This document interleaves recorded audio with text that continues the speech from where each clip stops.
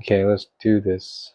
Chapter 4, in which, owing to the Hattifatteners' night attack, the Snork Maiden loses her hair, and in which the most remarkable discovery is made on Lonely Island. In the middle of the night, the Snork Maiden woke up with an awful feeling. Something had touched her face.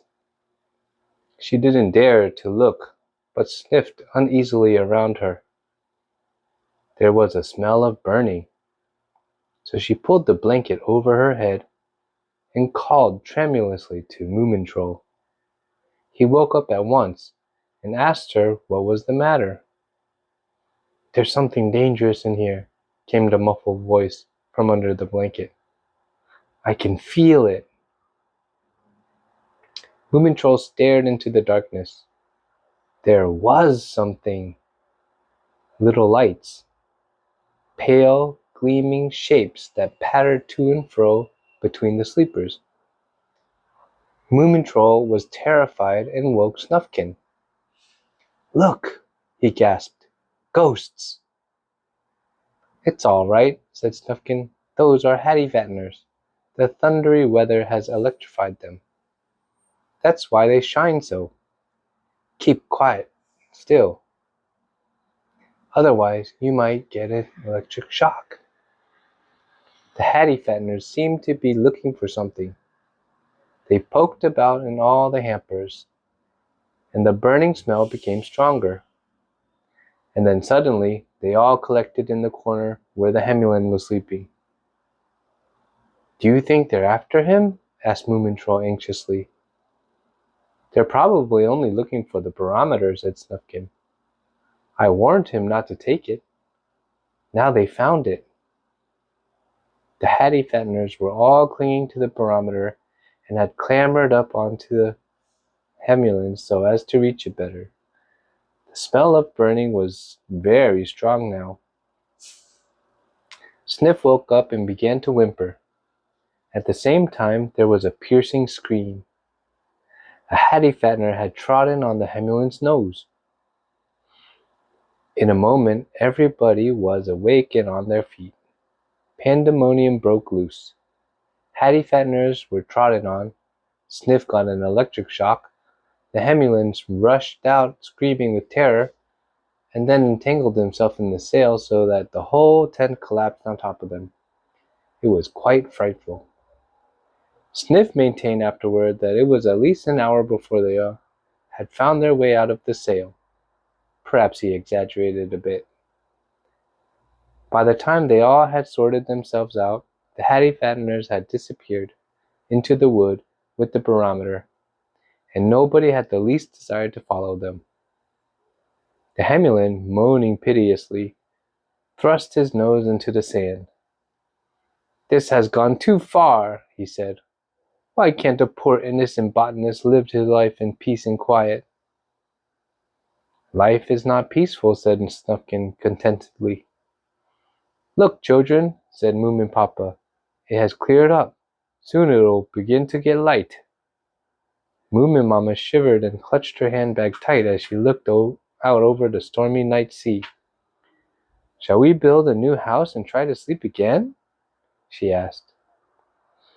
"That wouldn't be any use," said Moomintroll. "We'll wrap ourselves up in blankets and wait until the sun gets up."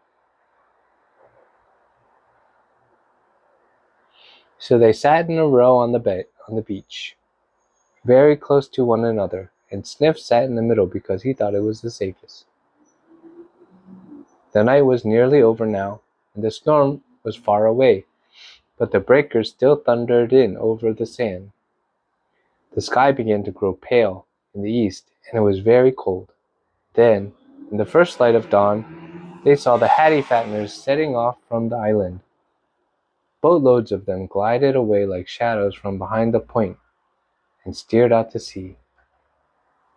The Hemulin breathed a sigh of relief. "I hope I never see a Hattifattener again," he said. "They're probably looking for a new island for themselves," said Snufkin enviously. "A secret island that nobody will ever find." And he followed the little boats with longing eyes. The Snork Maiden was sleeping on her head in Moomintroll's lap when the first golden streak showed on the eastern horizon. A few little puffs of cloud that the storm had forgotten turned a soft shell pink, and then the sun lifted its shining head over the sea. Moomintroll bent down to wake the Snork Maiden up, and then he noticed a terrible thing. Her beautiful, fluffy fringe was burnt right off. It must have happened when the Hattifatteners brushed against her. What would she say? How would he comfort her? It was a catastrophe. The Snork Maiden opened her eyes and smiled. Do you know, said Moomintroll hastily, it's the most extraordinary, but as time goes on, I'm beginning to prefer girls without hair. Really? She said, with a look of surprise. Why is that? Hair looks so untidy, replied Moomintroll. The Snork Maiden immediately lifted her paw to pat her hair. But alas! All she got hold of was a little burnt tuft, which she stared at in horror. You've gone bald, said Sniff. It suits you, really, Moomintroll said consolingly. Please don't cry. But the Snork Maiden threw herself down on the sand and wept bitterly over the loss of her crowning glory. They all crowded round, trying to cheer her up, but in vain. Listen, said the Hemulin, I was born bald on top, and really I get along very well. We'll rub your head with oil so that it's sure to grow again, said Moomin Papa. And then it will be so curly, added Moomin Mama. Will it really? Sobbed the Snork Maiden. Of course it will, soothed Moomin Mama. Think of how sweet you'll look with curly hair. So the Snork Maiden stopped crying and sat up. Look how lovely it is, said Snufkin. The island has been washed by rain and now sparkle in the early morning sunlight. I shall play a morning song, he went on, taking out his mouth organ. So they all sang lustily after him. There's no need to worry or fear or fret. There's plenty of life in all of us yet. The Hattifatteners, every one, have sailed away to rising sun. And after beauty we'll never more crave, for the Snork Maiden's getting a permanent wave. Come on and bathe, cried Moomintroll, and the whole lot pulled on their swimming suits and rushed out into the breakers, except the Hemulin and Moominmama and Papa, who thought it was still too cold. Glass green and white waves rolled in over the sand. Oh, to be a Moomin and to dance in the waves while the sun gets up. The night was forgotten and a long June day lay before them. They dived like porpoises through the waves and sailed in on crests towards a beach where Sniff was playing in the shallow water. Snufkin was floating on his back far out and looking up into the blue and gold sky.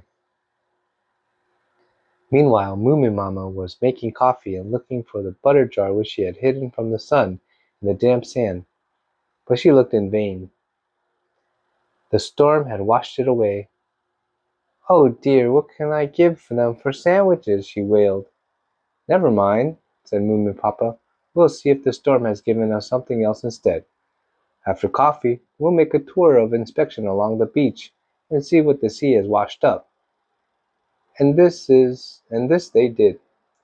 On the farther side of the island, shining slippery rocks reared up out of the sea, and there you could find both patches of shell-strewn sand, the mermaid's private dance floor, and secret black chasms into which breakers thundered, as though they were battering an iron door. In fact, there were caves and gurgling whirlpools and all manner of exciting things to be found. Everyone set out on his own to see what had been washed up.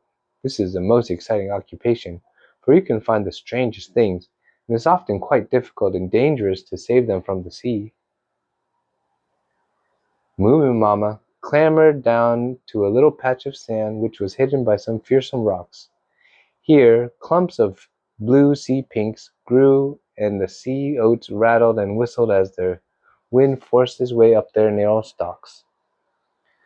She lay down in a sheltered spot from which she could see only the blue sky and the sea pinks that waved it over her head. "I'll rest just a little while," she thought, but soon she was fast asleep in the warm sand. But the Snork ran to the top of the highest hill and looked round. He could see from shore to shore, and the island seemed to him to float like a giant water lily on the uneasy sea. He saw Sniff, just a speck, looking for wreckage. He even caught sight of Snufkin's hat, and surely that was the Hemulin digging up a rare shell orchid. And there! Wasn't that where the lightning had struck? A terrible crag, bigger than 10 Moomin houses, had been split like an apple by the lightning, and the two halves had fallen apart, leaving a deep cleft between them. The Snork climbed trembling into the crack, and looked up at the dark cliff walls which the lightning had split open. The stone was black as ebony, but through it ran a bright and shiny streak. It was gold! It must be gold! The Snork poked about with his penknife. A little grain of gold came loose and fell into his paw. He picked out one piece after another, getting hot with excitement, and digging out bigger and bigger pieces. After a time he had forgotten everything but the brilliant vein of gold which the lightning had brought to light. He wasn't a beachcomber any longer, he was a gold digger. Meanwhile, Sniff had made a very simple find, but he was just as happy over it. He found a life belt. It was slightly rotted by seawater, but it fitted him perfectly. "Now I can go into the deep water," he thought, "and I'm sure I shall soon be able to swim as well as the others. Won't Moomintroll be surprised?" A little farther away, amongst the birch bark, floats, and seaweeds, he discovered a raffia mat, a broken dipper, and an old boot without an heel.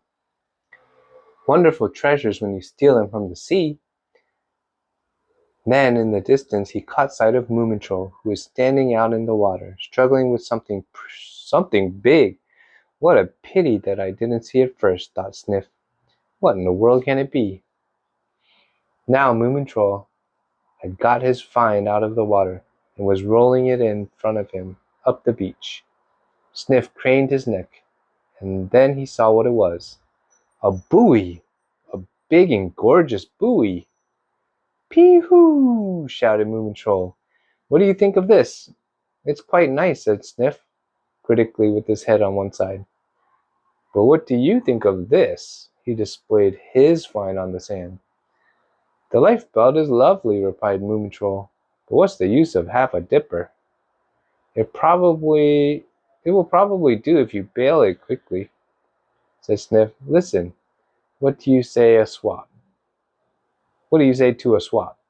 The raffia mat, the dipper, and the boot for that old buoy?" "Never in your life," said Moomintroll. "But perhaps the life belt for this rare object that must have drifted here from a distant land." And he held up a glass ball and shook it. Then up whirled a mass of snowflakes inside, settling gradually to rest on a little house with windows on silver paper. "Oh," said Sniff, and a great struggle was going on inside him because he couldn't bear part with anything, even in exchange. "Look," said Moomintroll, and shook the snow up again. "I don't know," said Sniff, doubtfully. "I don't really know which I like best, the life belt or your snowstorm." "I'm pretty sure it's the only one in the world at the moment," said Moomintroll. "But I can't give up the life belt," wailed Sniff. "Dear Moomintroll, couldn't we share the little snowstorm?" Said Moomintroll. "Couldn't I just hold it sometimes?" begged Sniff. "On Sundays?" Moomintroll thought for a bit, and then he said, "Well, all right, you can have it on Sundays and Wednesdays." Meanwhile, Snufkin was wandering along with only the waves for company. He had a wonderful time jumping out of their way at the last minute, and laughing as they snapped in vain at his boots. Just beyond the point he met Moomin Papa, who was salvaging driftwood. "Fine, eh?" he puffed. "We can build a landing stage for the adventure with this." "Shall I help you drag it up?" asked Snufkin. "No, no," said Moomin Papa. a little shocked. "I can manage it alone. Can't you find something of your own to drag up?" There was a great deal to be salvaged, but nothing that Snufkin cared about. Small barrels, half a chair, a basket without a broom, an ironing board, heavy, troublesome things. Snufkin stuck his hands in his pocket and whistled. He preferred teasing the waves. But out on the point, the Snork Maiden was clambering about on the rocks. She had decorated her singed brow with a crown of sea lilies, and was searching for something that would surprise all the others and make them jealous. When they had admired it, she would give it to Moomintroll, as long as it wasn't something she could use to make herself beautiful. It was bothersome climbing about on the stones, and her crown was beginning to blow off. But at any rate, the wind wasn't so strong now, and the sea hadn't changed from an angry green to a peaceful blue, and the waves no longer seemed threatening, but tossed their plumes with gay air. The Snork Maiden climbed down on to a little pebbly beach which bordered the water's edge, but there was nothing to be seen except a little seaweed and some bits of driftwood. A little downhearted, she strolled farther out on the point. "It's sad that everyone except me does much," thought the Snork Maiden to herself. "They retrieve magic hats, capture antlions, and carry off barometers. I wish I could do something tremendous, all on my own, and impress Moomintroll." Sighing to herself, she looked out over the deserted beach, and then her heart nearly stopped beating, for out on the point a shape was washing to and fro in the shallow water, and it was tremendously big, 10 times as big as little Snork Maiden. "I'll run and fetch it. I'll run and fetch the others at once," she thought, and then stopped, telling herself not to be frightened, but to have a look and see what it was. So, trembling in every limb, she went up to the awful thing, to find it was nothing less than a giantess without legs. How terrible! The Snork Maiden took a few shaky steps forward, but then came the biggest surprise of all. The giantess was made of wood, and she was very beautiful. Her cheeks and lips were red, and her round blue eyes smiled up through the clear water. She had blue hair too, flowing in long painted curls over her shoulders. "It's a queen," said Snork Maiden reverently. The beautiful creature's hands were crossed on her breasts, which was hung with golden flowers and chains. Her dress was of soft, flowing red material, and she was all of painted wood. The only strange thing was that she hadn't got a back. "She's almost too good for Moomintroll," mused the Snork Maiden, "but he shall have her in any case."